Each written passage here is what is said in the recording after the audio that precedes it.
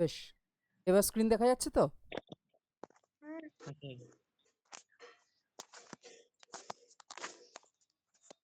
বেশ, দেখো আমরা গতদিন কি কি জিনিস আলোচনা করেছিলাম। আমরা উৎসেচকের বিভিন্ন প্রকারভেদ পড়েছিলাম, উৎসেচকের যে কিভাবে কাজ করে সেগুলোও জেনেছিলাম। দেন আমরা শুরু করেছিলাম যে কিভাবে অ্যাকচুয়ালি আমাদের খাদ্যের শোষণ হয়। এখানে আমরা ব্যাপন অভিস্রবণ সম্পর্কে জেনেছি। সহায়ক ব্যাপন থেকে আই থিঙ্ক হবে আমাদের ব্যাপন অভিস্রবণ, এগুলো হয়ে গেছিল, তাই তো? তো কোনো জায়গা থেকে প্রশ্ন আছে কোনো? স্যার ওটা রেকর্ডিং ক্লাসটা দিলে ভালো হতো, সেদিনকে ক্লাস করছিলাম নি। আমি তো দিয়ে দিয়েছি রেকর্ডিং ক্লাস, ও দেখবে পাঠিয়ে দিয়েছি তো গ্রুপটাতে, দেখো। ও আচ্ছা।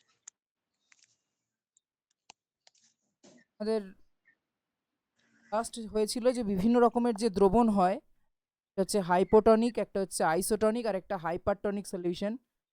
তো এই টপিক থেকে কি কি প্রশ্ন একটু দেখা যাক। প্রথম যে প্রশ্ন সেটা হচ্ছে ব্যাপন হার এবং পদার্থের অণুর আয়তন সর্বদা অপশনে ব্যস্তানুপাতিক, বর্গ, সমানুপাতিক সম্পর্ক কি হবে?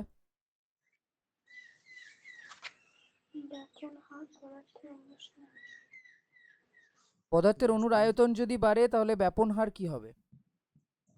ব্যস্তানুপাতিক বলো, আমাকে জিজ্ঞেস করছো না অ্যান্সার দিচ্ছ? আনসার।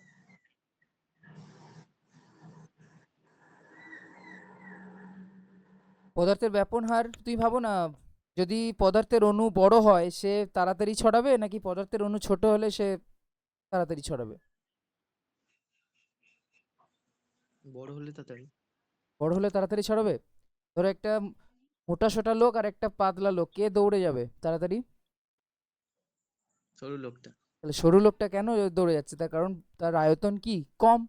তাহলে আমরা দেখবে পড়েছিলাম ব্যাপন হার এবং পদার্থের অণুর আয়তন সর্বদা হচ্ছে ব্যস্তানুপাতিক। যা যদি মনে না থাকে আমি তাও একবার এটা দেখিয়ে দিই, জায়গাটায় পড়িয়েছিলাম সেই জায়গাটা একটু লক্ষ্য করো, তাহলে বুঝতে পারবে। এই লাইনটা দেখো, পদার্থের অণুর আয়তন, পদার্থের আয়তন বৃদ্ধি পেলে গমন বিলম্বিত হয়, ফলে ব্যাপন হার কমে যায়। ওর দিকে পদার্থের অণুর আয়তন যদি কমে তাহলে ব্যাপন হার বৃদ্ধি পায়। ঠিক ভিশন কি দেওয়া হয়নি নাকি? সেই ক্লাসটা রেকর্ডেড ছিল না, তাই মানে শোনা হয়নি। আর রেকর্ডেড তো মানে কিছুটা মানে আমি করতে ভুলে গেছিলাম, তারপরে তো রেকর্ড করেছিলাম। এই আজকের ক্লাসটা রেকর্ডেড পাবে। তো দ্বিতীয় যে প্রশ্ন সেটা হচ্ছে কোষ পর্দার ছিদ্রের তুলনায় অণুর চলাচল হয় কোন পদ্ধতিতে? বলছে যে কোষ পর্দার যদি ছিদ্র, সেটা ছিদ্রের তুলনায় মানে যতটা ছিদ্র তার থেকে যদি বড় অণু হয় তাহলে কোন পদ্ধতিতে চলাচল হয়। এটা আমি এখন পরে রাখছি, এটা আজকে আমি পড়াবো, দিয়ে বলবো, এটা তোমরা পড়োনি। এইটা বলো, নিচের কোনটি প্রভেদক ভেদ্য পর্দা? আগের দিন পড়ে এসেছি, দেখবে যে প্রভেদক ভেদ্য পর্দার ইংরেজি কি ছিল বলো তো অনিদীপা? Selectivity, selectively permeable. সিলেক্টিভিটি মনে ছিল না। সিলেক্টিভলি হ্যাঁ, পারমিয়েবল। সিলেক্টিভলি পারমিয়েবল, এখানে প্রভেদক ভেদ্য পর্দা কোনটা হবে? অপশনে মাছের পটকা, পার্চমেন্ট কাগজ, কোষ মাছের, পর্দা হবে। হ্যাঁ, কোষ পর্দা। কোষ পর্দা। নেক্সট বলছে কোষে জল সম বজায় থাকে কোনটির দ্বারা? সহায়ক ব্যাপন, অভিস্রবণ, ডায়ালিসিস, পরিস্রাবণ।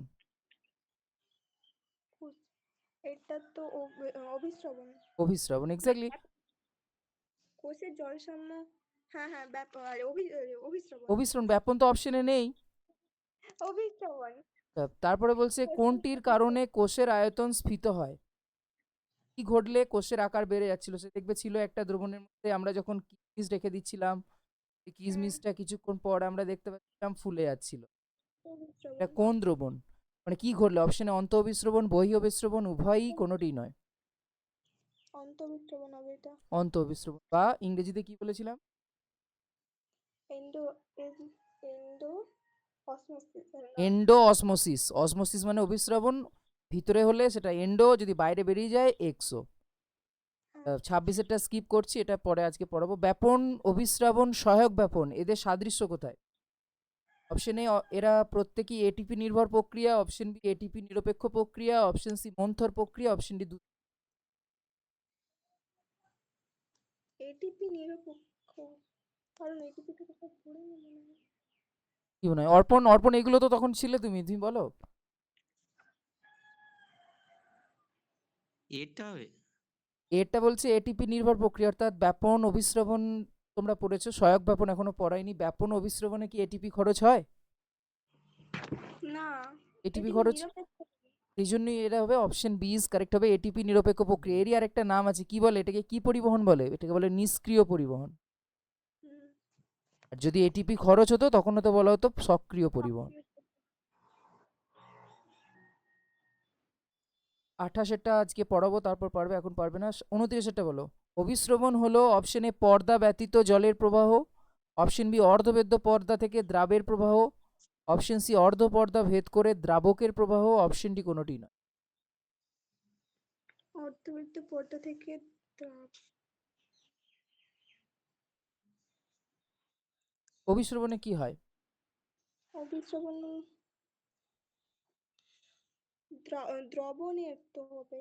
কোনটা হবে অপশন এ বি সি ডির মধ্যে? বি হবে। বলছে অর্ধবেদ্য পর্দা থেকে দ্রাবের প্রবাহ। দ্রাব কাকে বলে? দ্রাব নয়, দ্রাব না, এইটা হবে অর্ধবেদ্য পর্দা ভেদ করে দ্রাবকের প্রবাহ। দ্রাবকের অণু কম ঘনত্ব থেকে কম ঘনত্বের দ্রবণ থেকে বেশি ঘনত্বের দ্রবণে পৌঁছায়। এক্স্যাক্টলি, অপশন সি হবে সঠিক উত্তর। অর্ধবেদ্য পর্দা দ্রাব মানে ভেদ করতে পারে না, মানে নুন চিনি দ্রবণের মধ্যে নুন চিনি অর্ধবেদ্য পর্দা ভেদ করতে পারবে না। ভেদ করতে শুধু পারবে কে? সেটা হচ্ছে দ্রাবক, অর্থাৎ যেটা সলভেন্ট। ঠিক। হুম হুম। তো 30-এরটা বলো। একটি স্ফীত কোষ, সরি, একটি কোষ স্ফীত হয়ে ওঠে যখন তাকে রাখা হয়, অপশনে লঘু সারক দ্রবণ, অতিসারক দ্রবণ, সমসারক দ্রবণ, উপরোক্ত সবকটি। স্ফীত হয় মানে ফুলে যায় তো। হ্যাঁ হ্যাঁ। কখন স্ফীত হয়ে যায়? কম ঘনত্বে রাখলে। কম ঘনত্বে রাখলে স্ফীত হয়ে যাবে, কারণ বাইরে থেকে জল মানে ভেতরে প্রবেশ করবে। কম ঘনত্ব মানে কি দ্রবণ? লঘু সারক দ্রবণ। লঘু সারক। অর্পণ রিভিশন দাওনি সেই জন্য, বা ক্লাসটি তুমি আগের দিন হয়তো অ্যাটেনশন দিতে পারোনি, যার জন্য কিন্তু হুম তুমি হুম বলতে পারছো না। হুম। আচ্ছা, গ্রাহামের সূত্র কিসের সাথে সম্পর্কিত? গ্রামের সূত্র ব্যাপন। কি বলতে পারবে সূত্রটা? ওই তো গ্যাসীয় পদার্থের ব্যাপনের হার ওই পদার্থের ঘনত্বের বর্গমূলের সঙ্গে ব্যস্তানুপাতিক হারে এ- পরিবর্তন। এই তো এটাই যেটা বললে, যে ঘনত্বের বর্গমূলের সাথে ব্যস্তানুপাতিক হারে পরিবর্তিত হয়। পদার্থের ঘনত্ব সেটা তাদের বর্গমূলের সাথে ব্যস্তানুপাতিক। এটাই তো গ্রাহামের সূত্র। হ্যাঁ। ঠিক। নেক্সট প্রশ্ন, সেটা হচ্ছে কোষকে কোন দ্রবণে রাখা হলে কোষটি চুপসে যাবে, যায়? অতিসারক দ্রবণে। সারক দ্রবণকে ইংরেজিতে কি বলে? অতিসারক দ্রবণকে এক্সোঅসমোসিস। এক্সোঅসমোসিস তো, সে তো অভিস্রবণ হলে। দ্রবণটাকে কি বলে? দ্রবণটাকে হাইপারটনিক। হুম, লঘু সারক হলে হাইপোটনিক। হ্যাঁ হ্যাঁ ভুলে গেছিলাম সমসারক হলে আইসোটনিক। হ্যাঁ। তাই তো? আমাদের যে হ্যাঁ স্যালাইন ওয়াটার হয়, স্যালাইন ওয়াটার কি ধরনের দ্রবণ? আইসোটনিক। আইসোটনিক। সেই জন্য আমাদের কোনো রকম চেঞ্জ হয় না রক্তের। অতিসারক হলে হ্যাঁ কি হতো? অতিসার, যদি ধরো তোমাকে একটা স্যালাইন ওয়াটার দেওয়া হলো যেখানে সলিউশনের যে কনসেন্ট্রেশন অনেক বেশি, তাহলে কি হতো? যদি আমাদের স্যালাইন ওয়াটার অতিসারক হতো তাহলে আমাদের কি সমস্যা হতো বলো তো? অতিসারক হলে হ্যাঁ, অতিসারক হলে তো চুপসে যেত। চুপসে যেত, মানে মানে লোহিত রক্তকণিকাগুলো থেকে সব জল বেরিয়ে চলে আসতো। আর যদি হ্যাঁ লঘু সারক হতো তাহলে জল লোহিত রক্তকণিকার ভিতরে প্রবেশ করতো, তার ফলে লোহিত রক্তকণিকাগুলো ফেটে যেত। যে ছবিটা হ্যাঁ এখানে দেখিয়েছিলাম, এই যে হুম, লঘু সারক হলে ফেটে যাবে, সমসারক হলে কোনো পরিবর্তন হবে না, আর যদি অতিসারক হয় সব জল বেরিয়ে চলে যাবে। হ্যাঁ। এই জায়গাগুলো থেকে কিন্তু ভীষণ ইম্পর্টেন্ট প্রশ্ন থাকবেই, এই জায়গাগুলো স্কিপ করলে চলবেই না। আচ্ছা, অ্যামাইলেজ নিচের কোন খাদ্যের উপর কাজ করে? বলো। শর্করা। শর- শর্করা। শর্করা। প্রোটিয়েজ কার উপর কাজ করে? Protein. Protein. Lipase? Lipase. Lipase মনে নাই। লাইপেজ হচ্ছে ফ্যাট। আছে? তো এটা অবশ্যই হবে শর্করা। আচ্ছা, অভিস্রবণ প্রক্রিয়া নিচের কোনটি ছাড়া সম্ভবই নয়? তাপমাত্রা, বায়ু, অর্ধবেদ্য পর্দা, কোনোটি নয়। অর্ধবেদ্য পর্দা। এইটা বলো 35-এরটা। এটা অর্পণের কাছ থেকে প্রথমে অ্যান্সার নেবো, কারণ এটা আগের ক্লাসের নয়, তার আগের ক্লাসের টপিক। সেটা হচ্ছে প্রতিটি কোষে কত সংখ্যক উৎসেচক থাকবে তা কিভাবে নির্ধারিত হয়? অপশন এ বিক্রিয়কের গাঢ়ত্ব দ্বারা, অপশন বি বংশগতভাবে, অপশন সি নির্দিষ্ট বিক্রিয়কের দ্বারা, অপশন ডি জীবন্ত কোষের দ্বারা। তুমি 2-3 সেকেন্ড সময় নাও, কিন্তু একটু ভেবে অ্যান্সার দেবে। কত সংখ্যক উৎসেচক থাকবে তা কিভাবে নির্ধারিত হয়? এটা দেখো এইচএস মডেল কোয়েশ্চেন 2024। স্যার এটা আমি আজকেও করেছি। কেউ করেছো? সি হবে, সি হবে। সি বলছে, বলছে নির্দিষ্ট বিক্রিয়কের দ্বারা। আর অনিদীপার কি মনে হচ্ছে? বংশগতভাবে। বংশগতভাবে? হ্যাঁ, ওটা মানে হচ্ছে হবে। অপশন বি মনে হচ্ছে। তাহলে তোমার কি মনে হয় যে তোমার বংশে উৎসেচক বেশি থাকবে না কম থাকবে?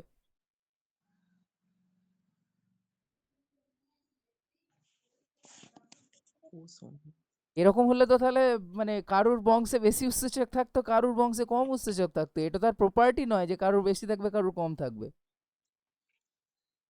কিন্তু করেছিলাম মানে উত্তরে তো ছিল বংশগতভাবে। উত্তর ছিল বংশগতভাবে? হ্যাঁ। কোথায় উত্তর দেখেছো? কি হবে উত্তর স্যার? সঠিক উত্তর হবে অপশন এ।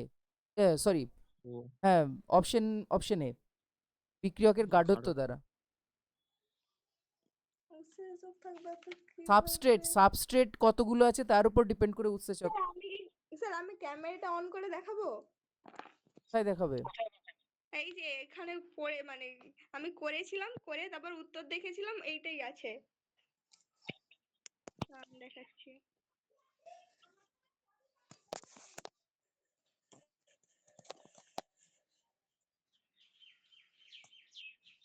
এটা কিভাবে মানে ব্যাক ক্যামেরা কিভাবে করে আমি জানি না।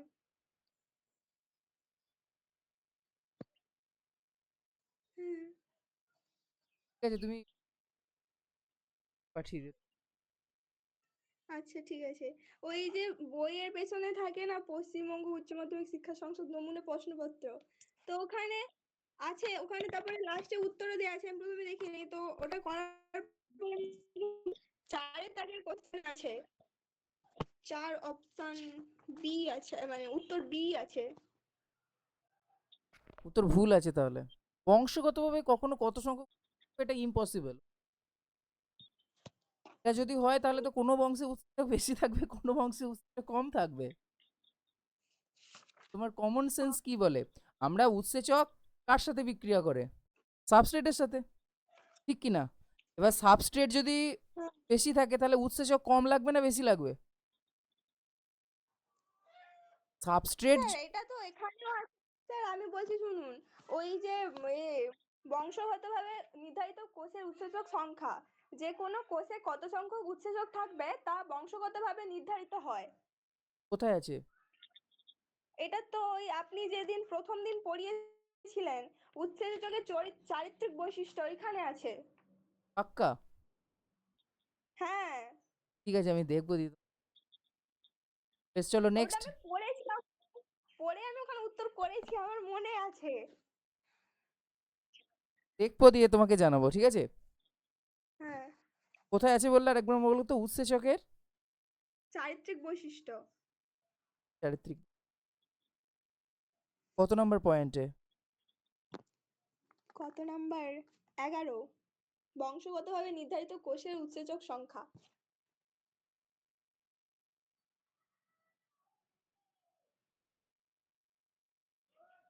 এই বইটাতে না? বাট এটা কিন্তু বংশগতভাবে কত। ঠিক আছে, আমি এটা আরো জাস্টিফাই করবো দিয়ে তোমাদের জানাবো, ঠিক আছে? এখন স্কিপ থাক। চলো বাম স্তম্ভের সাথে ডান স্তম্ভ মেলাও। বাম স্তম্ভে আছে ব্যাপন, সহায়ক ব্যাপন, সক্রিয় পরিবহন, নিষ্ক্রিয় পরিবহন। ডান স্তম্ভে আছে উৎসেচক প্রয়োজনীয় গ্লুকোজের শোষণ, উৎসেচক অপ্রয়োজনীয় ফ্রুক্টোজের শোষণ। এটা কি করে করবো, আমরা তো এখনো সহায়ক বেশ, এটা তো তুমি করিনি। কি করে পারবে? ব্যাপনটা তো পারবে। ব্যাপন উৎসেচকের প্রয়োজনীয় বেশ, তারপরেরটা করো। দু- এটা এটা এখন পারবে না, ঠিক আছে, তারপরেরটা করো। দুটোরই অপশন আচ্ছা না ঠিক আছে বুঝতে পারছি চারেরটা করো। ডিহাইড্রোজিনেজ কি হবে? কোন ধরনের উৎসেচকের উদাহরণ ডিহাইড্রোজিনেজ? ভাঙন হাইড্রোজেন ভাঙন না, ডিহাইড্রোজিনেজ দেখবে সেই উৎসেচকে যখন শ্রেণীবিভাগ ছিল, হ্যাঁ ডিহাইড্রোজিনেজ হচ্ছে অক্সিডো রিডাকটেজের উদাহরণ। তাহলে অক্সিডো রিডাকটেজ কি করে? জারণ বিজারণ ঘটায়, হ্যাঁ কি না? তাহলে একের সাথে যাবে হ্যাঁ ডি, একের সাথে যাবে ডি। কাইনেজ কি করে? হ্যাঁ কাইনেজ কার আন্ডারে পড়েছিলে? কাইনেজ পড়েছিলে ট্রান্সফারেজের ইয়েতে, তাহলে সেটা হচ্ছে মূলকের স্থানান্তরণ। তো দুইয়ের সাথে যাবে সি। পেপটাইডেজ হচ্ছে হাইড্রোজেন বন্ধন ভাঙে, যেমন সে পেপটাইড মানে পেপটাইড বন্ধনকে ভাঙে। তিনের সাথে যাবে বি। আর আইসোমারেজ হচ্ছে অভ্যন্তরীণ সজ্জা পরিবর্তন। এবার দেখো কোন অপশনে একের সাথে ডি, দুইয়ের সাথে সি, এর সাথে বি, চারের সাথে অপশন সি। হুম, উদাহরণগুলো মনে রাখতে হবে, যে উৎসেচকের যে শ্রেণীবিভাগ করানো হয়েছিল সেই উদাহরণগুলো একটু ভালো করে দেখো কিন্তু, আর নাহলে কিন্তু কনফিউশনে পড়ে যাবে, ঠিক আছে? হ্যাঁ লাস্ট এটা আমার এখনো ভালো করে পড়া নেই লাস্ট কোয়েশ্চেন। বাম স্তম্ভের সাথে ডান স্তম্ভ, সেটা হচ্ছে ব্যাপন অভিস্রবণ, এই দুটো তো পারবে। ব্যাপনের সাথে কি যাবে? হ্যাঁ ব্যাপনের সাথে যাবে ঘনত্বের নতিমাত্রা, ঘনত্বের প্রতিমাত্রা অভিশোভন অর্ধবেদ্য পর্দা সাথে যাচ্ছে দুই এ। সহায়ক ব্যাপন, এটা হবে গ্লুট 4। আজ কি পড়বো? সক্রিয় পরিবহনে আমরা জানি এটিপি লাগে। টিপি কোনটা হচ্ছে একের সাথে ডি,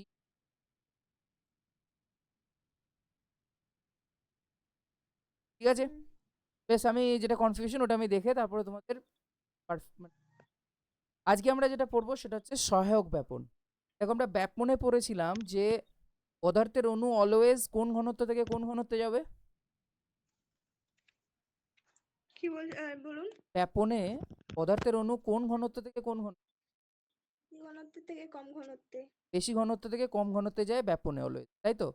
এবার হুম, ভাবো বেশি ঘনত্ব থেকে কম ঘনত্ব যাচ্ছে, এবার যদি একটা সেখানে কোনো বাহক হেল্প করে, অর্থাৎ এখানেও মানে পদার্থের অণুগুলো বেশি থেকে কমের দিকেই যাবে, বেশি থেকে কম ঘনত্বের দিকেই যাবে, কিন্তু কারোর একটা বাহকের সাহায্যে, অর্থাৎ একটা বাহক প্রোটিনের সাহায্যে যদি যায়, তখন তাকে হুম, বলা হয় সহায়ক ব্যাপন। অর্থাৎ ব্যাপনই ঘটবে কিন্তু সেখানে কোনো একটা কেউ হেল্প করবে। কে হেল্প করবে? কোনো একটা প্রোটিন হেল্প করবে। যেমন আমি উদাহরণ দিচ্ছি, তুমি ভাবো আমাদের যে কোষ পর্দা যদি গঠন দেখি, কোষ পর্দার দুই দিকে এরকম লিপিড বাইলেয়ার থাকে, এগুলো হচ্ছে গ্লিসারলের সাথে থাকে এরকম যদি কোষ পর্দার গঠন দেখো, দেখবে এরকমই স্ট্রাকচার পড়েছিল, মনে আছে কিনা আমি জানি না। মনে আছে কি কারুর? আমার মনে নাই ক্লাস 7-এ পড়েছিল বায়োলজিতে। তো এটা হচ্ছে লিপিড বাইলেয়ার, পড়েছিলাম অর্থাৎ অর্থাৎ দুটো গঠন হ্যাঁ বলো। বলছি গঠন মনে নাই পড়েছিলাম মনে আছে এই দুটো হচ্ছে, এটা হচ্ছে লিপিড বাইলেয়ার, কাস্তর লিপিড। মধ্যখানে এরকম থাকে বেশ কিছু চ্যানেল, বাইরে পড়ি ইন্টিগ্রাল প্রোটিন থেকে অন্তস্থ প্রোটিন। এখন প্রশ্ন হচ্ছে, মনে করো এটা কোষের বাইরের দিক, আর এটা মনে করো কোষের মানে মাঝখানে আছে কে? কোষ পর্দা। এবার জল করে কোষ পর্দার ভিতর দিয়ে প্রবেশ করবে? কি মনে হয়, জল জল কি প্রবেশ করতে পারবে? অর্ধবেদ্য পর্দা আছে বললেন তো না, জল প্রবেশ কি করে করবে? তুমি ভাবো যে পর্দাটা, কোষ পর্দাটা অর্ধবেদ্য, তো আমি প্রবেদক বেদ্যই ধরে নিচ্ছি। তুমি হ্যাঁ ভাবো পর্দাটার বাইরের দিকে কে আছে? লিপিড আছে তো। হুম জল আর তেলে মিশ খায়? না কেন মিশ খায় না? থেকে সান্দ্রতা বেশি হ্যাঁ, না, হুম, কারণ জল হচ্ছে একটা পোলার মলিকিউল। ও, হ্যাঁ পোলার পোলার মানে আয়নে ভেঙে যায়। H2O দেখবে হাইড্রোজেন প্লাস OH মাইনাস আয়নে ভেঙে যায়, এটা হচ্ছে পোলার মলিকিউল জল। অন্যদিকে যেটা লিপিড, সে লিপিড হচ্ছে নন পোলার মানে এর কোনো রকম আয়ন তৈরি হয় না। তাহলে পোলার মলিকিউল কখনোই নন পোলার মলিকিউলের সাথে কিন্তু এক হবে না, মানে কখনোই তেল আর জল কিন্তু মিশে যাবে না। কিন্তু তুমি ভাবো জলের সাথে অন্য কোনো একটা পোলার মলিকিউল আরামসে গুলে যাবে। তুমি ভাবো তেলের সাথে অন্য কোনো একটা তেল আরামসে মিশে যাবে। কেন মিশে যাচ্ছে? তুমি ভাবো জলের সাথে দুধ মিশে যাচ্ছে কি না যাচ্ছে না? ডেফিনেটলি যাচ্ছে। তার কারণ হচ্ছে দুটোই পোলার। আবার একই রকমভাবে তুমি দুটো তেলকে মিশিয়ে দেবে, দেখবে আরামসে মিশে যাবে, কারণ হচ্ছে দুটোই নন পোলার মলিকিউল। এখন তাহলে কোষের মধ্যে জল যাবে কি করে? জল যেহেতু নন পোলার, তাহলে এখানে তো অভিস্রবণ এখানে খাটবে না। তার কারণ হচ্ছে অন্য দ্রাবকের ক্ষেত্রে খাটবে, কিন্তু মানে এখানে আমি যেটা বলতে চাইছি, জল সহজে প্রবেশ করতে পারবে না। কেন পারবে না? কারণ তার বাইরের দিকে নন পোলার মলিকিউল আছে। তাহলে জলকে তো প্রবেশ করতে হবে। কার সাহায্যে প্রবেশ করবে? না, বেশ কিছু প্রোটিনের সাহায্যে প্রবেশ করে। যেমন এখানে দেখো যে তুমি দেখো একটা চ্যানেল প্রোটিন আছে, যে চ্যানেল প্রোটিনটা কোষ পর্দার একদিক থেকে একদম অপর দিক পর্যন্ত বিস্তৃত। এবার জল যদি এর মধ্য দিয়ে যায়, তাহলে এ কি তেলের মানে ওই লিপিডের সংস্পর্শে আসবে? না। জল যদি এই চ্যানেলের মধ্য দিয়ে যায়, তাহলে তো এই লিপিডের সংস্পর্শে আসবে না। তাহলে সহজেই দেখবো জল এর ভেতরে প্রবেশ করে যাচ্ছে, এবং এই প্রোটিনটার নাম, যার মাধ্যমে জল প্রবেশ করে, সেই প্রোটিনটাকে বলে পোরিন প্রোটিন। তাহলে আমি কি বললাম বোঝা গেল? ব্যাপারটা হচ্ছে সহায়ক ব্যাপন মানে হচ্ছে যেখানে কোনো একটা প্রোটিনের সাহায্যে ব্যাপন ঘটবে এবং খুব দ্রুততার সাথে ঘটবে। তাহলে দেখো যে বিশেষ পদ্ধতিতে ব্যাপন প্রক্রিয়াতে কোষ পর্দার সঙ্গে যুক্ত প্রোটিন বাহকের মাধ্যমে কোনো ধরনের শক্তির ব্যবহার ছাড়াই, কিন্তু দেখো এখানে কোনো রকম এটিপি খরচ হচ্ছে? না। কোনো রকম এটিপি খরচ কিন্তু হবে না। যদি, ভালো করে শুনবে, যদি এরকম বাহক প্রোটিনের মধ্য দিয়ে কোনো মলিকিউল যাচ্ছে কিন্তু যদি এটিপি খরচ হয়, তখন তাকে আমরা বলবো সক্রিয় পরিবহন। সক্রিয় পরিবহন মানেই তোমার মাথায় যেটা আসবে সেটা হচ্ছে যে সেখানে এটিপি খরচ হবে, সেখানে শক্তি খরচ হবে, অন্যথায় পরিবহন হবে না।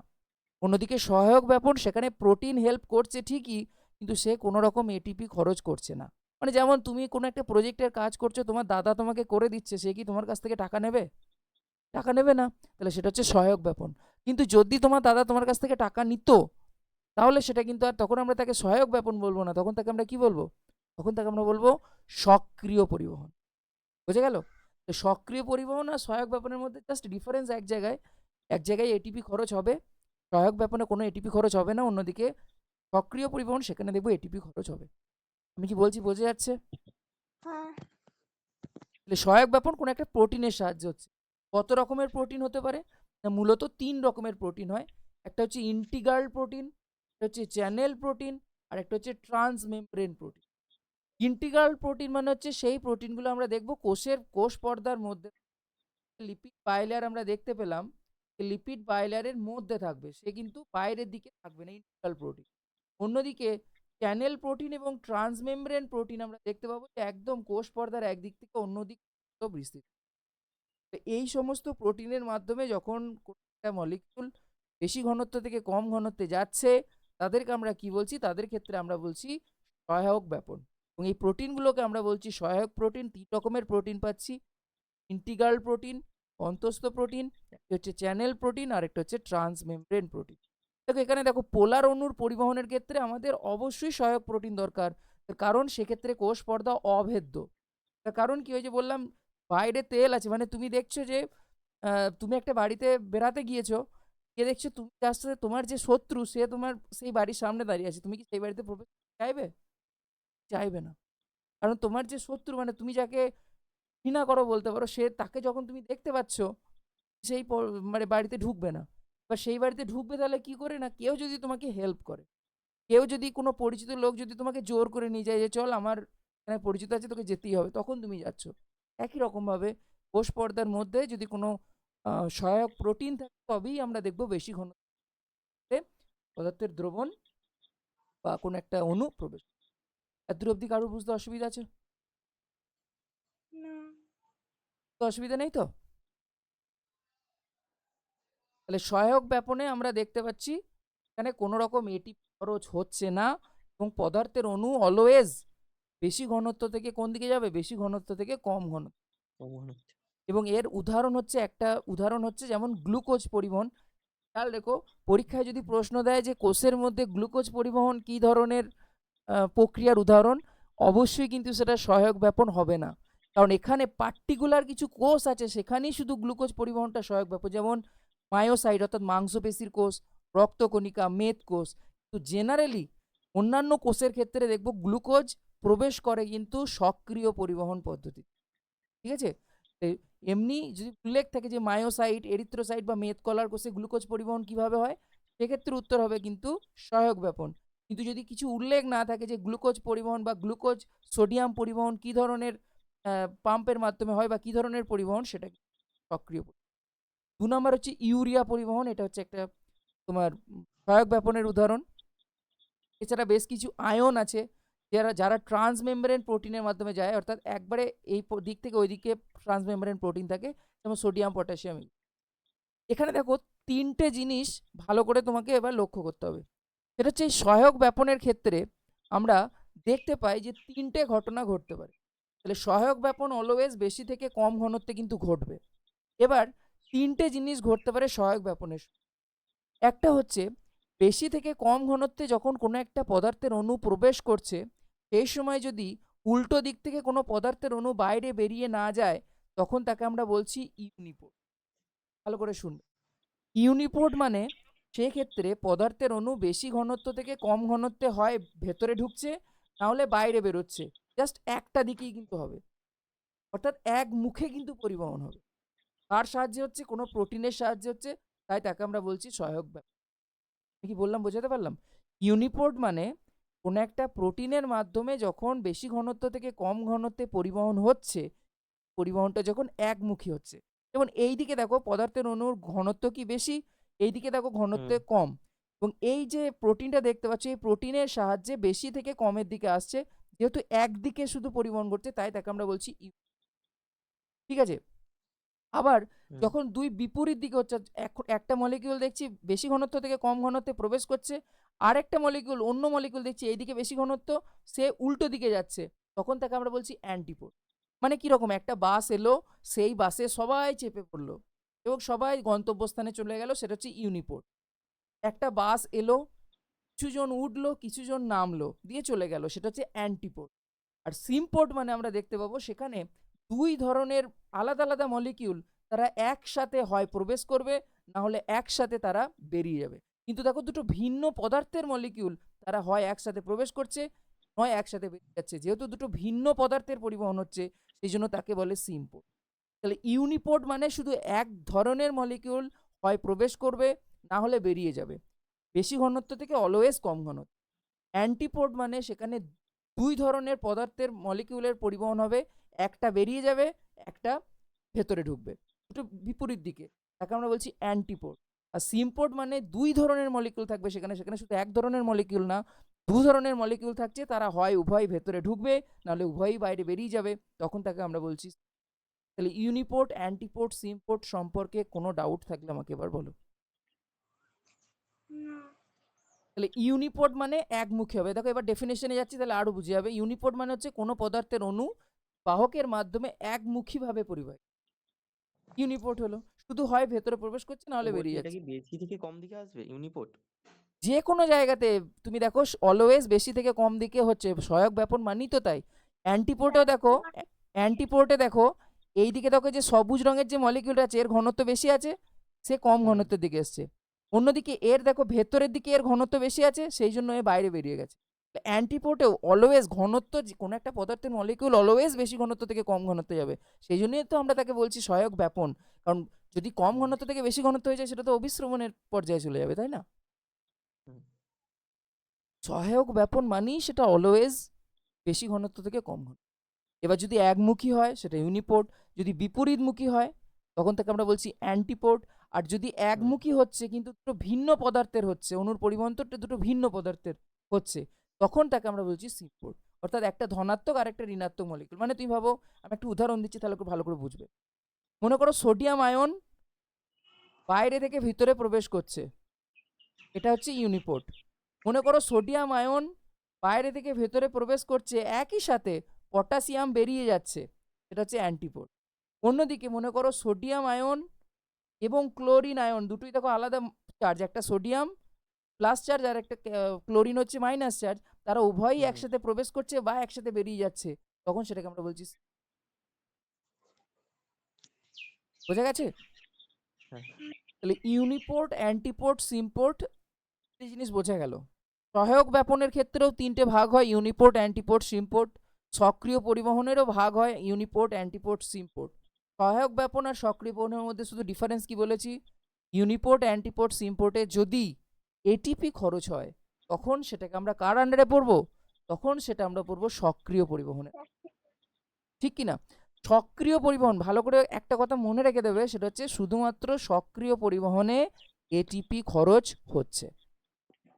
ওকে, সক্রিয় পরিবহন মানেই সেখানে আমার এটিপি খরচ হবে। যদি এটিপি খরচ না হয়, কোনো প্রোটিন মলিকিউলের সাহায্যে পরিবহন ঘটছে কিন্তু কোনো এটিপি খরচ হচ্ছে না, সেটা হচ্ছে চোখ বুঝে সহায়ক ব্যাপন। ঠিক আছে? মানে এখানে কোনো শক্তি প্রয়োজন হচ্ছে না, তাই না, তো? কোনো রকম শক্তির প্রয়োজন হচ্ছে না, তার কারণ বেশি ঘনত্ব থেকে কম ঘনত্বের দিকে যাচ্ছে, কোনো রকম শক্তির প্রয়োজন হবে না। যখন কম ঘনত্ব থেকে বেশি ঘনত্ব যাবে তখন আমাদের শক্তির প্রয়োজন হবে। বুঝতে পেরেছো? হুম। একটা ডিফারেন্স দেখো, বেশ কিছু জিনিস, যেমন সহায়ক, এখানে সহজ ব্যাপন আর সহায়ক ব্যাপনের ডিফারেন্স আছে। সহজ ব্যাপন মানে হচ্ছে নর্মাল যে ব্যাপনটা আমরা পড়েছি, এখানে দেখো উচ্চ গাঢ়ত্ব থেকে নিম্ন গাঢ়ত্বের দিকে হয় ব্যাপন। সহায়ক ব্যাপন উচ্চ গাঢ়ত্ব থেকে নিম্ন গাঢ়ত্বের দিকে হয়, কিন্তু শুধুমাত্র সেখানে কে হেল্প করে, বাহক প্রোটিন। কিন্তু সহজ ব্যাপনে কেউ কোনো হেল্প করে না। 2 নাম্বার যেটা অণুর প্রকৃতিটা দেখতে পারো, এটা সহজ ব্যাপন ক্ষুদ্র নন পোলার অণুর ক্ষেত্রে ঘটে, আর সহায়ক ব্যাপন পোলার অণুর ক্ষেত্রে, পোলার মানে যারা আয়নে ভেঙে যায়। ঠিক আছে? এছাড়া এই জায়গাটা দেখতে পারো যে সহজ ব্যাপন ধীর গতিতে হয়, সহায়ক ব্যাপন, আমি বললাম তো তোমাকে একটা অ্যাসাইনমেন্ট দিয়েছে, সেটা যদি তুমি নিজে করো তোমার যা সময় লাগবে, তোমাকে যদি তোমার দাদা বা দিদি হেল্প করে দেয় খুব তাড়াতাড়ি হবে। এর যেমন উদাহরণ হচ্ছে দেখো যে গ্যাসীয় পরিবহন শ্বাসযন্ত্রের ঝিল্লি বরাবর, তারপরে ফ্লুইডের মাধ্যমে রক্ত পরিবহন।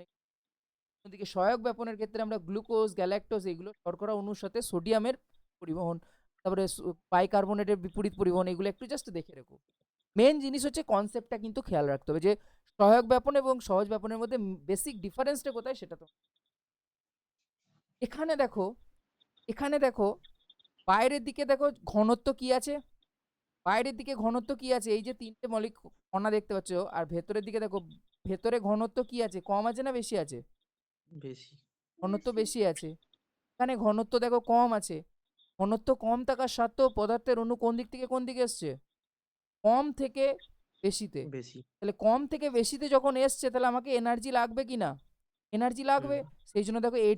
এটিপি লেগেছে, এটিপি যখনই লাগবে এটিপিটা ভেঙে গিয়ে তৈরি করবে অ্যাডিনোসিন ডাইফসফেট এবং যখন এটিপি তৈরি হয় তখন এই বিক্রিয়াটা উল্টে যায়, এডিপি প্লাস ফসফেট দিয়ে তৈরি করে এটিপি, তখন এটিপি তৈরি হবে, যখন তৈরি হয় এটিপি।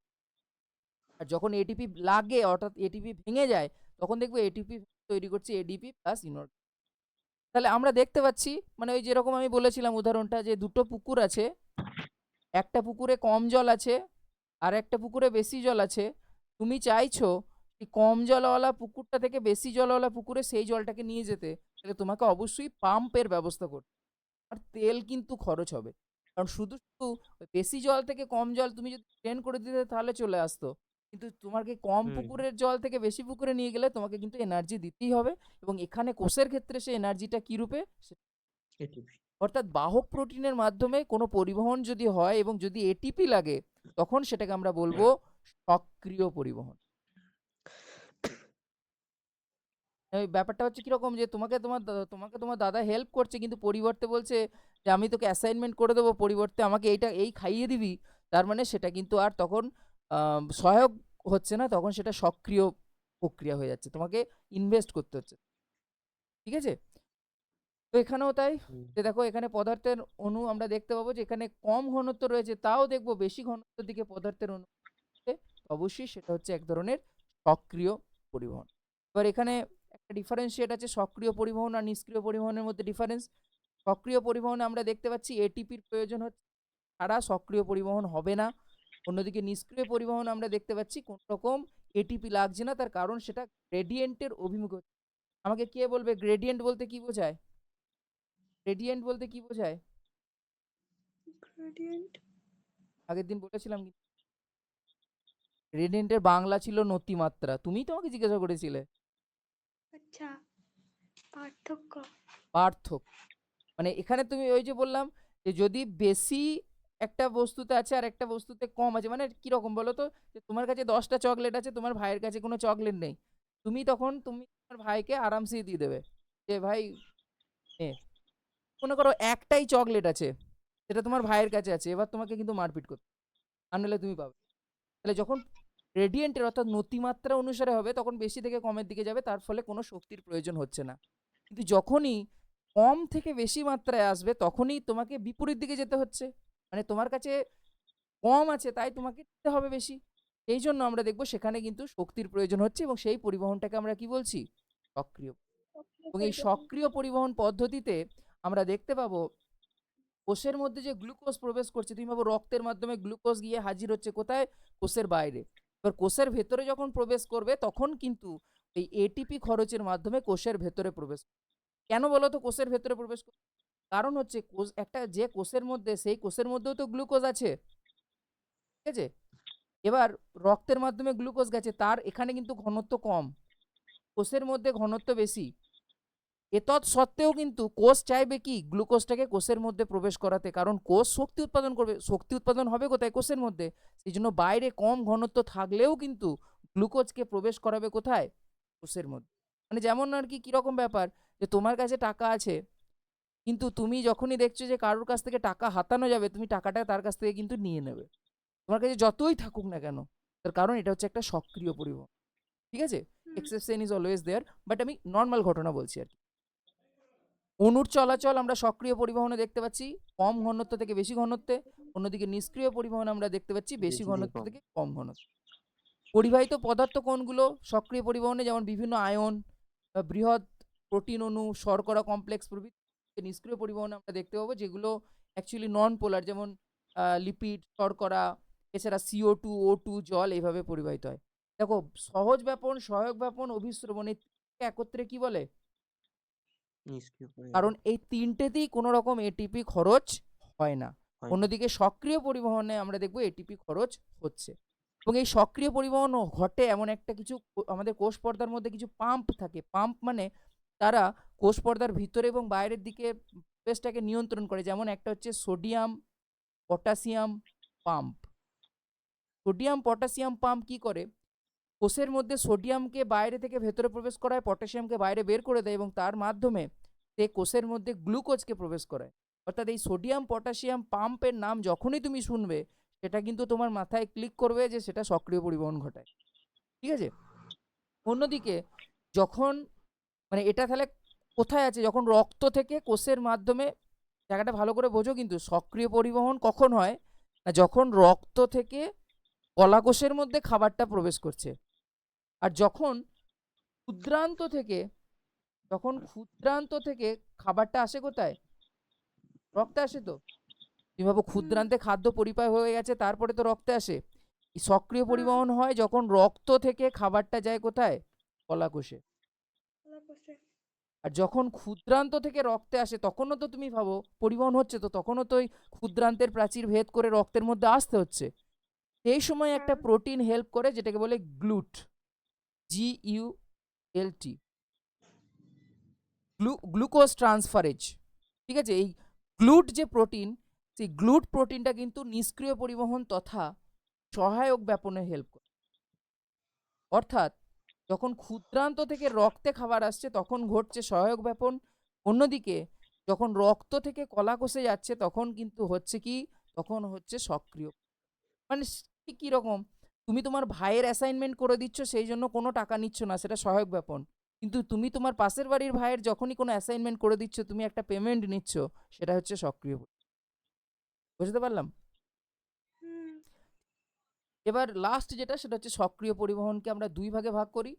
সক্রিয় যদি সরাসরি এটিপি খরচ হয়, যদি সরাসরি এটিপি খরচ হয়, অর্থাৎ এটিপির সাহায্যে পদার্থের অণু সরাসরি প্লাজমা পর্দা ভেদ করে, তখন তাকে বলা হয় প্রাথমিক সক্রিয় পরিবহন।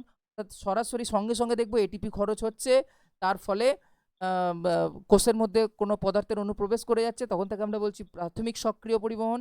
আর যদি এটিপি খরচ তড়িৎ নতিমাত্রার পার্থক্যের জন্য তৈরি হচ্ছে, তার ফলে সেই নতিমাত্রা সৃষ্টি হচ্ছে, তখন এটিপি খরচ হচ্ছে, দিয়ে তারপরে নতিমাত্রা সৃষ্টির ফলে পদার্থের অণু যখন কোষের মধ্যে প্রবেশ করছে, তখন তাকে আমরা বলছি গৌণ সক্রিয় পরিবহন।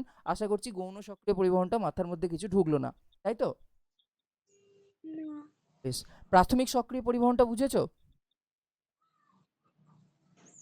হ্যাঁ, প্রাথমিক সরাসরি। সক্রিয় পরিবহন মানে, ধরো তোমাকে, সরাসরি। তুমি একটা মডেল করতে চাও, ঠিক আছে?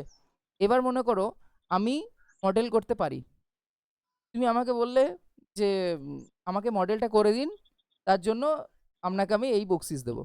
আমি মডেলটা করে দিলাম, তাহলে সরাসরি তুমি আমাকে পেমেন্ট করলে, আমি মডেলটা করে দিলাম। এটা কি ধরনের পরিবহন?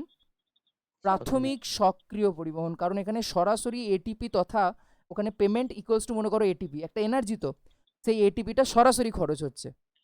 অন্যদিকে গৌণ সক্রিয় পরিবহন মানে, তুমি মনে করো তুমি আমাকে সরাসরি বললে না, তুমি বললে কাকে, মনে করো তোমার আমার বোনের সাথে খুব ভালো বন্ধুত্ব আছে, তুমি আমার বন্ধুকে বললে যে ভাই তোর দাদাকে একটু বলে দে, তাহলে আমি তোকে একদিন ঘুগনি খাওয়াবো। তাহলে আমার বোন ধরো তাতেই খুশি হয়ে গেল, এবং তার ফলে আমার বোন এবার আমাকে বললো যে দাদা এটা করে দে না, তাহলে খুব ভালো হয়, আমি এবার করে দিলাম। তাহলে দেখো তোমার কিন্তু কাজ হয়ে গেল, কিন্তু তোমাকে কি সরাসরি পেমেন্ট করতে হলো? না। না, না। করতে হয়নি, বাট এক জায়গায় তো করতে হয়েছে।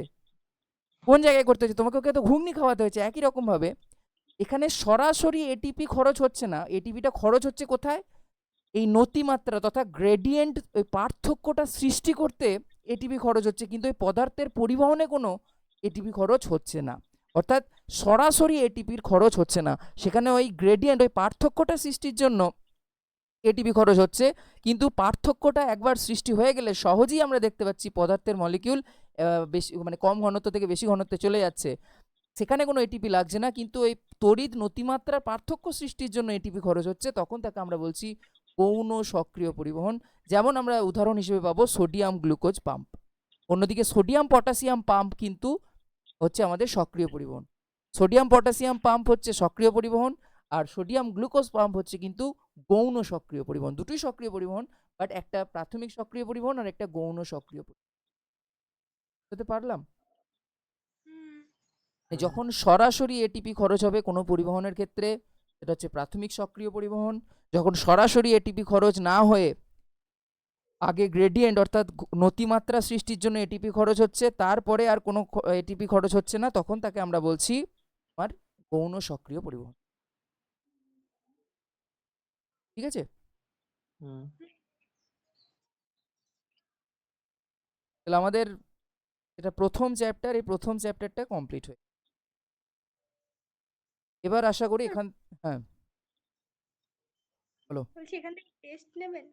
হ্যাঁ, আমি এখান থেকে টেস্ট নেবো। তোমরা একটা ডেট ঠিক করো সামনের দিন, সামনের সপ্তাহ, সামনের দিন নয়, সামনের সপ্তাহে একটা ডেটে আমি এখান থেকে যাবতীয় যা প্রশ্ন হয় তার উপরে একটা টেস্ট নেবো। দরকার হলে তোমরা এক সপ্তাহ সময় নাও, কিন্তু টেস্ট দিতে। হুম। এখানে কি এই চ্যাপ্টারটা শেষ হয়ে গেল? হ্যাঁ, এখানেই চ্যাপ্টারটা শেষ হলো। প্রথম চ্যাপ্টার যেটা, প্রথম চ্যাপ্টার, যেটা তোমাদের পুষ্টির জৈব রাসায়নিক জৈব ভৌত বিষয়সমূহ, এই চ্যাপ্টারটা শেষ। পরের দিন আমরা মানে যে চ্যাপ্টার শুরু করব সেটা হচ্ছে আমাদের যেটা খাদ্যের ভাঙন পরিপাক ও বিশ্লেষণ, খুব ইন্টারেস্টিং চ্যাপ্টার, সেটা শুরু করব। বলো এখান থেকে কোনো প্রশ্ন আর কিছু আছে কিনা? এই চ্যাপ্টারে প্রথমে এগুলো একটু সহজ ছিল, তারপরে ব্যাপন অভিশাপন এগুলো একটু কঠিন আছে। কঠিন যেমন কঠিন হয়, শুধু সক্রিয় ব্যাপন আর মানে সক্রিয় পরিবহন, সহায়ক ব্যাপন এইখানটা একটু কঠিন। কঠিন মানে কিছু না, একটু জাস্ট বুঝলেই ব্যাপারটা সোজা। হ্যাঁ, তোমার মানে তুমি ব্যাপারটা কঠিন লাগছে, তার কারণ হচ্ছে তুমি আগের দিন ক্লাসটি মনোযোগ দিয়ে হয়তো করতে পারোনি, সেই জন্য তোমার কাছে বিষয়টা কঠিন লাগছে। বিষয়টা তুমি বুঝলে অত্যন্ত সোজা বিষয়। এটাকে যদি তুমি বলো যে কঠিন, তাহলে এরপরে তো তোমার কি করে সেই খাদ্যবস্তু থেকে এটিপি তৈরি হচ্ছে, অর্থাৎ বিপাক কি করে হচ্ছে। এইটা হুম, কেমন একটা পরিপাকের থেকে কঠিন হচ্ছে আমার যেটা মনে হয় সেটা হচ্ছে ওই বিপাক। কারণ বিপাকে প্রচুর রিয়াকশন, প্রচুর ওই ক্রেবস চক্র, গ্লাইকোলাইসিস, ক্রান্তীয় প্রচুর হিউজ রিয়াকশন, তোমাকে কোনটার পর কি হচ্ছে সেগুলো মনে রাখ।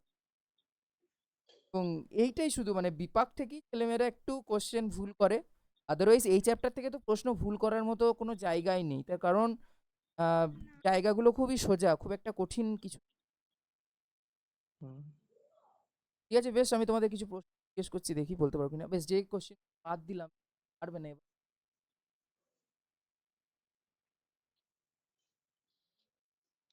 22-এর প্রশ্নটা বলো। কোষ পর্দার ছিদ্রের তুলনায় বড় অণু চলাচল হয় কোন পদ্ধতিতে? বলো।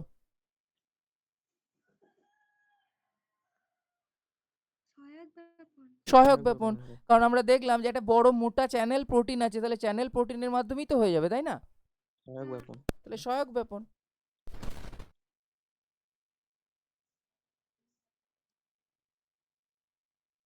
সঠিক উত্তর হবে সহায়ক ব্যাপন। তারপরে কোনটা বাদ ছিল? এইটা। এইটা বলো। ব্যাপন, সহায়ক ব্যাপন, সক্রিয় পরিবহন, নিষ্ক্রিয় পরিবহন, কি হবে?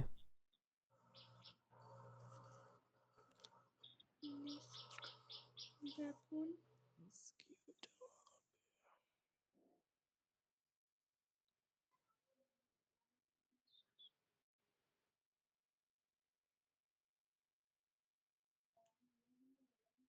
সি হবে স্যার? ভাবো, একটু ভাবো, দিয়ে বলো।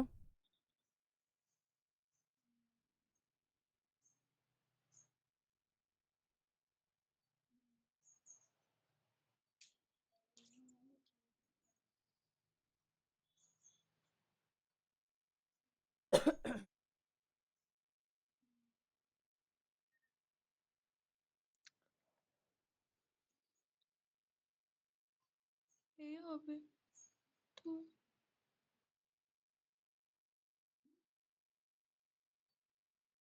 কি বলছো? আর কি মনে হয়? A হবে, বি হবে, সি হবে, না ডি হবে? আচ্ছা, আমি একটা কথা বলি। সক্রিয় পরিবহনে সক্রিয় পরিবহনে হেল্প করছিল কে? এটিপি। তো হ্যাঁ। এটিপি করে দেওয়ার সময়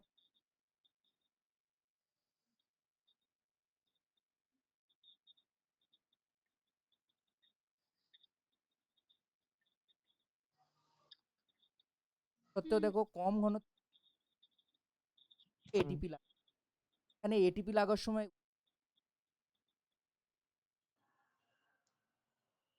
এটিপিএস উৎসেচক, এটিপিএস, এবং এই এটিপিএসই অ্যাকচুয়ালি এটিপি বানায়। হ্যাঁ, তোমরা বায়োলজিতে পড়বে, পড়বে না, ক্লাস 11-এ পড়ে থাকবে যদি স্ট্রাকচার। এটিপিএস অ্যাকচুয়ালি এটিপি তৈরি করে। ওটাই সি, এ হবে। এ হবে। আচ্ছা, তোমরা অনেস্টলি বলো, ক্লাস 11-এ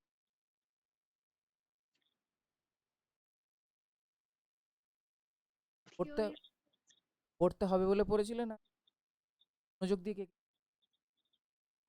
শখে পড়েছিলাম। ওকে বল। দেখো 3-এর দাগের ব্যাপন, এটা কি হবে বলো?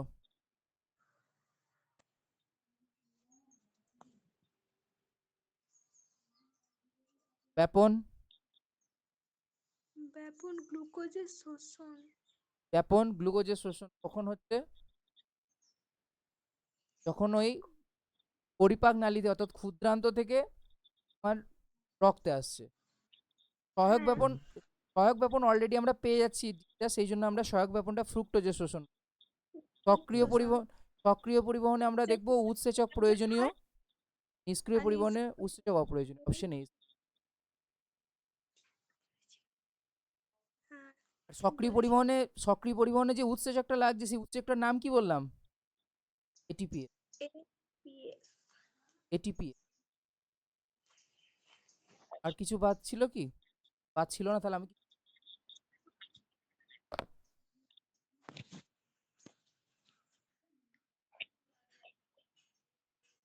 বলো, কোন পদ্ধতির দ্বারা পানীয় জলকে বিশুদ্ধ করা হয়?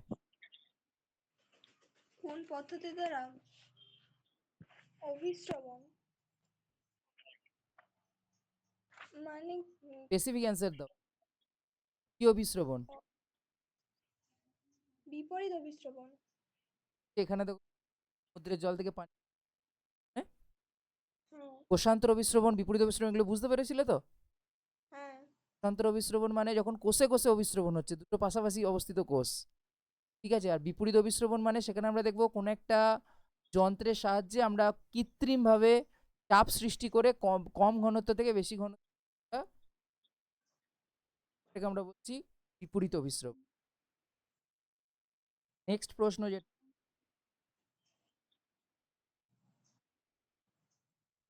ডিএনএ লাইগেজ কি ধরনের উৎসেচক? ডিএনএ লাইগেজ ডিএনএ লাইগেজ তোমরা বায়োলজিতে পড়বে এই সেমিস্টারই, বংশগতির আণবিক ভিত্তি চ্যাপ্টারে। পড়া হয়নি এখনো। তো ডিএনএ লাইগেজ লাইগেজ উৎসেচক নামের মধ্যেই তো আছে। হ্যাঁ বলে নেক্সট প্রশ্ন সেটা হচ্ছে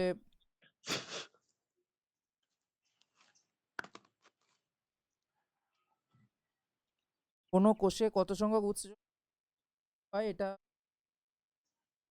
বংশগতির দ্বারা দেখাচ্ছে। এটাকেই তাহলে বংশগতির দ্বারাটাই কিন্তু আমি ভেরিফাই বুঝতে পারছি না যেটা কেন হচ্ছে।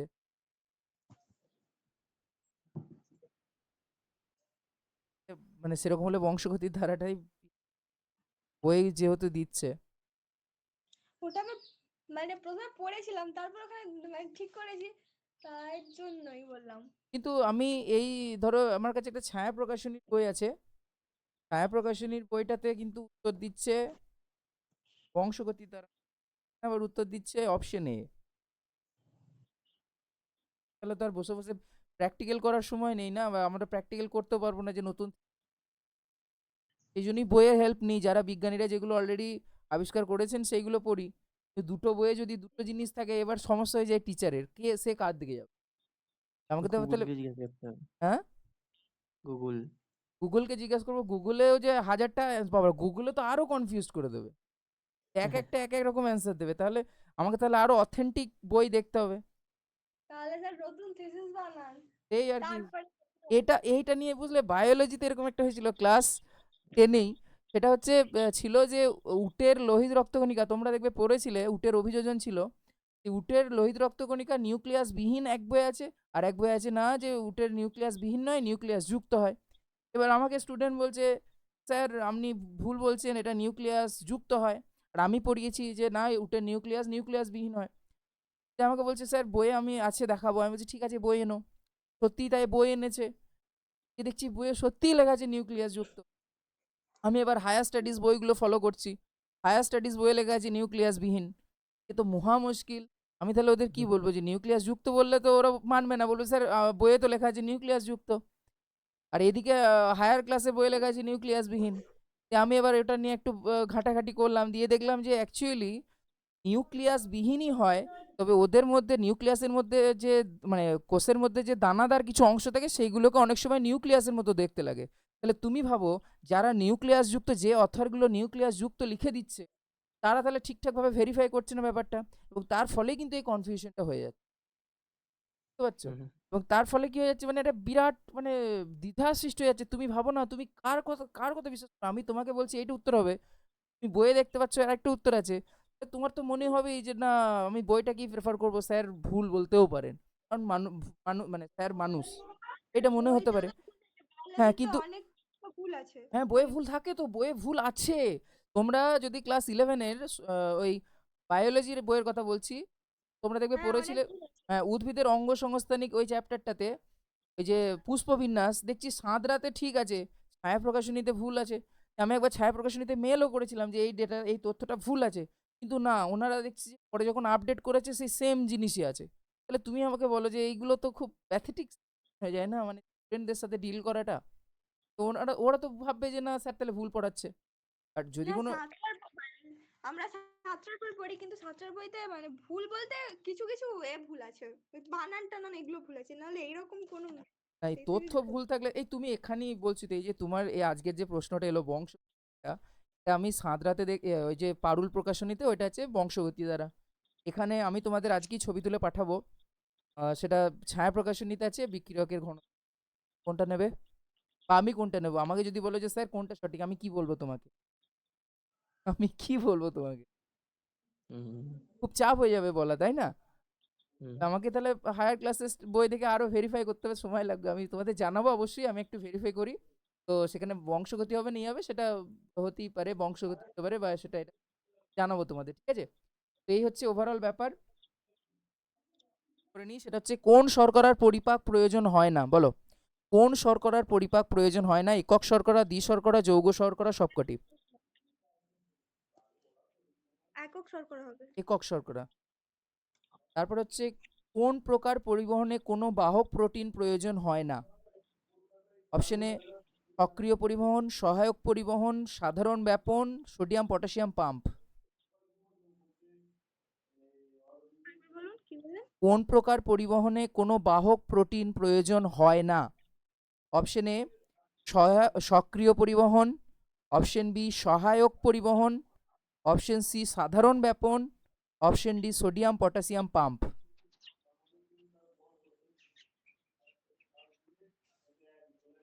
দেবো নাকি? ব্যাপন মানে মানে কথাটা শোনা যায় না। বেশ, আমি বোর্ডে লিখে দিচ্ছি। কোন প্রকার পরিবহন বাহক প্রোটিন লাগে না? লাগে না। কোন প্রকার পরিবহনে বাহক প্রোটিন লাগে না? অপশন এ সক্রিয় পরিবহন,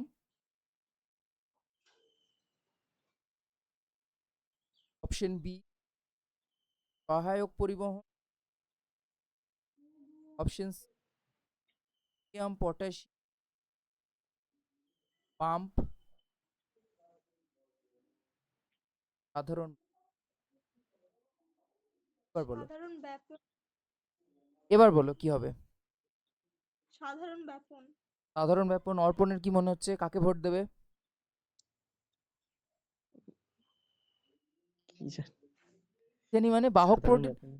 বাহক প্রোটিন লাগে না। তুমি ব্যাপনে কোনো এই যে ধূপের গন্ধ ছড়িয়ে যেতে কোনো প্রোটিনকে দেখলে তুমি? না না, সাধারণ তাহলে সাধারণ ব্যাপন। কনফিডেন্ট আসছে না কেন? দেখো তুমি ক্লাসটাকে, গত দিনের ক্লাসটা প্লিজ করো আগে। আর নাহলে তোমার দেখো ক্লাস মিস করলেই কিন্তু তোমার সব ওই মনে হবে যে কি বলছে, কি বোঝাচ্ছে, নিজের মতো বলি যাচ্ছে, কিছু বুঝতে পারছি না। এই ফার্স্ট সেশনে শুরু, সেই জন্য প্লিজ কোনো ক্লাস কিন্তু স্কিপ করো না। তাহলে কিন্তু যে ইন্টারেস্টটা আমি বিল্ড করতে চাইছি সেই ইন্টারেস্ট বিল্ড তোমার পড়তে তখন ওই আস্তে আস্তে বোরিং চলে আসবে। যখনই কোনো সাবজেক্টের প্রতি বোরিংনেস চলে আসবে তাহলে কিন্তু সেটা আর সেটাতে উন্নতি করা খুব চাপ হয়ে যাবে। কিন্তু প্লিজ এগুলো আমার মানে humble request to you, please এই জায়গাগুলো যেন প্লিজ করে যেও না, ঠিক আছে? কোনো জায়গা বুঝতে না জিজ্ঞেস পারছি না, আমাকে বলে দেবেন, ওটাই আরেকবার ক্লাসে বলে দেবেন। কিন্তু কখনোই এটা করবে না যে কোনো জিনিস বুঝতে পারলাম না দিয়ে ছেড়ে দিলাম আর পরে পড়লামই না। তাহলে সেই টপিক থেকে যা যা প্রশ্ন আসবে আমি গ্যারান্টি দিচ্ছি তুমি পারবে না, ঠিক আছে? অ্যাক্টিভেটর আর ইনহিবিটর কোথায় যুক্ত হয়? উৎসেচকের কোন স্থানে যুক্ত হয়? অ্যালোস্ট্রিক স্থান। অ্যালোস্টেরিক স্থান। দেখো এই জায়গাগুলো ভালো বুঝেছো বলে সঙ্গে সঙ্গে ক্যাচ করতে পারছো, হ্যাঁ কি না? হুম হুম হুম তবে কিন্তু তোমাকে বুঝে রাখতে হবে, ঠিক আছে? আচ্ছা, সক্রিয় পরিবহনের সব থেকে প্রয়োজন যেটি, তা হলো অপশন এ তাপমাত্রা, অপশন বি উৎসেচক, অপশন সি কোষীয় শক্তি এটিপি, অপশন ডি দ্রবণ। কোষীয় শক্তি এটিপি। কোষীয় শক্তি এটিপি, ভেরি গুড। ঠিক। নেক্সট, উৎসেচক দেহের ড্যাশ তাপমাত্রায় ক্রিয়াশীল? অপশন এ নিম্ন তাপমাত্রা, অপশন বি উচ্চ তাপমাত্রা, অপশন সি স্বাভাবিক তাপমাত্রা, অপশন ডি অতি উচ্চ তাপমাত্রা। স্বাভাবিক তাপমাত্রা। স্বাভাবিক তাপমাত্রাটা কত, রেঞ্জটা বলতে পারবে? 37। 35 ডিগ্রি সেলসিয়াস। রেঞ্জটা কত? 25 থেকে 37। হুম রুম টেম্পারেচার 25 থেকে 37 ডিগ্রি। অনেকে 37 পয়েন্ট কত একটা থাকে, ওইটা তাহলে কি 37ই হবে? হ্যাঁ, ওই ওই রেঞ্জ তোমার মানে অপশনে থাকবে, দেখবে। যেটা আমাদের বডি টেম্পারেচার কত, আমাদের বডি টেম্পারেচার হচ্ছে 98.4 ডিগ্রি ফারেনহাইট। 98.4 হুম ডিগ্রি ফারেনহাইটকে সেন্টিগ্রেড স্কেলে করলে 37 ডিগ্রি সেন্টিগ্রেডই হয়। আচ্ছা, হুম। তোমাদের এখান থেকে একটা বায়োলজির প্রশ্ন করে দিই, তোমরা এই সেমিস্টারই পড়েছো, এই অর্পণের বায়োলজি আছে? না স্যার। আচ্ছা, তাহলে ইয়ের জন্যই বলো তো যে এই 37 ডিগ্রি সেন্টিগ্রেড, এইটা আমাদের বডি টেম্পারেচার, আমাদের শরীরের কোথায় টেম্পারেচার এর থেকে কম হয়? ওটা স্ক্রোটামে কত হয়? কত হয় ভুলে গেছি, কালকে পড়ছিলাম। 33 ডিগ্রি সেন্টিগ্রেড। যে কেন হ্যাঁ। হয়, কেন হয় বলতে পারবে? না। কারণ হচ্ছে আমাদের যে শুক্রাণু, সেই শুক্রাণু তৈরি হতে মানে 37 ডিগ্রি সেন্টিগ্রেডে যদি মানে আমাদের শুক্রাশয়টা যদি পেটের মধ্যে থাকতো তাহলে একটা শুক্রাণুও তৈরি হতো না, সমস্ত শুক্রাণু নষ্ট হয়ে যেত, কারণ শুক্রাণু তৈরি হতে কম টেম্পারেচারের প্রয়োজন। এই জন্য শরীরের বাইরে ওই স্ক্রোটামের মধ্যে 33। ঠিক আছে, থ্যাংক ইউ সো মাচ। আচ্ছা, আর লাস্ট প্রশ্ন, এনজাইম একটি ড্যাশ পদার্থ, প্রোটিন ধর্মী, শর্করা ধর্মী, ফ্যাট ধর্মী, প্রোটিন অ্যালকোহল ধর্মী। ধর্মী? প্রোটিন ধর্মী। প্রোটিন ধর্মী। ঠিক আছে, এই টপিক রিলেটেড কোনো প্রশ্ন থাকলে তোমরা সরাসরি হোয়াটসঅ্যাপেও জানাতে পারো। কোনো কনফিউশন থাকলে মানে একদম আমাকে প্রশ্ন থাকলে অলওয়েজ ওয়েলকাম। ঠিক আছে, তোমার কোনো জায়গায় খটকা লাগলে সেই জায়গাগুলো সঙ্গে সঙ্গে বলতে পারলে খাতায় লিখে রাখবে, তারপর আমাকে আসে বা আমাকে ওই গ্রুপে জানাতে পারো। কোনো জায়গায় যেন মানে ডিস্টেন্স এতটা দূরে থেকে দেখছি বলে যেন এটা ভেবো না যে অনলাইন বলে সংকোচ বোধ, এটা ভাবো যে জাস্ট তাহলে অফলাইনে। বলছি ওই ভিডিওটা দেখে নিলে কনসেপ্ট ক্লিয়ার হয়ে যাবে, তাই তো? আমি তো চেষ্টা করেছি তাই। এবার প্রথম দিকে ভিডিওটা আমি চালু করতে ভুলে গেছিলাম, এটা হচ্ছে মেন সমস্যা। প্রথম দিকের হ্যাঁ, অংশটুকু প্রথম দিকে রেকর্ড হয়নি, দেখেছিলাম একটু। প্রথম দিকেরটা রেকর্ড করতে ভুলে গেছি, ওইটাই আর কি মেন সমস্যা হয়েছে।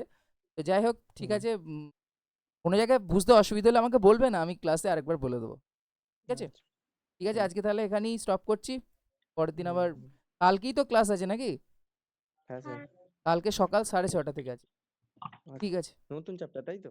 নতুন চ্যাপ্টার, আর এই চ্যাপ্টার থেকে প্রথমে কোশ্চেন অ্যান্সার ডিসকাস করব, তারপরে নতুন আচ্ছা, চ্যাপ্টারে যাব। ঠিক আছে, ওকে। আগে দেখবো এই হুম, চ্যাপ্টার সবার অন্তস্থ হয়েছে কিনা, কারণ ওইদিকে ওরা দুজন তো জয়েন আজকে হতে পারেনি, ওরা ক্লাসটা করুক, তারপরে ওদের কাছ থেকে দেখবো কোনো ডাউট আছে কিনা। কারণ সবার হুম, কি তো ধরো সবাই কি সমান গুরুত্ব দেওয়াটাই আমার জন্য উচিত আর কি। ঠিক আছে, বেশ, আজকে রাখছি, কালকে ভালো থাকো। হুম, রাখছি।